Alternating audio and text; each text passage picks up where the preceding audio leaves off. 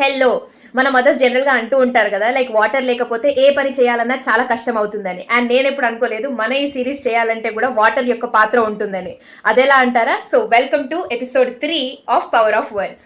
So ఒక Japanese scientist ఇమోతో అని చెప్పేసి the hidden messages in water అనే బుక్ రాశారు. ఆయన ఒక రీసెర్చ్ కండక్ట్ చేశారండి, ఫ్రోజన్ వాటర్లో క్రిస్టల్స్ ఎలా ఫామ్ అవుతాయని చెప్పేసి. అండ్ అక్కడ గమనించిన విషయం ఏంటో తెలుసా? ఏదైతే వాటర్ పాజిటివ్ వర్డ్స్ అండ్ మంచి శబ్దాలకి ఎక్స్పోజ్ అయ్యిందో అక్కడ అందమైన క్రిస్టల్స్ ఫామ్ అవ్వటం జరిగాయి. అండ్ ఏదైతే వాటర్ నెగిటివ్ వర్డ్స్కి ఎక్స్పోజ్ అయ్యిందో అక్కడ అసలు క్రిస్టల్స్ ఫామ్ అవ్వకపోవటము, ఒకవేళ అయినా మొత్తం డిస్టార్టెడ్గా ఉండటం అనేది గమనించారు. అది ఎలా ఉంటుందో చూడాలనుకుంటున్నారా? అయితే ఈ షార్ట్ని పాజ్ చేసి పిక్చర్ చూడండి. చూసారా, ఎంతో ఆశ్చర్యంగా ఉంది కదా, కంటికి కనబడని మాటలు ఇంత ఇంపాక్ట్ఫుల్ ఉంటాయి అని చెప్పేసి. So hence proved words are powerful.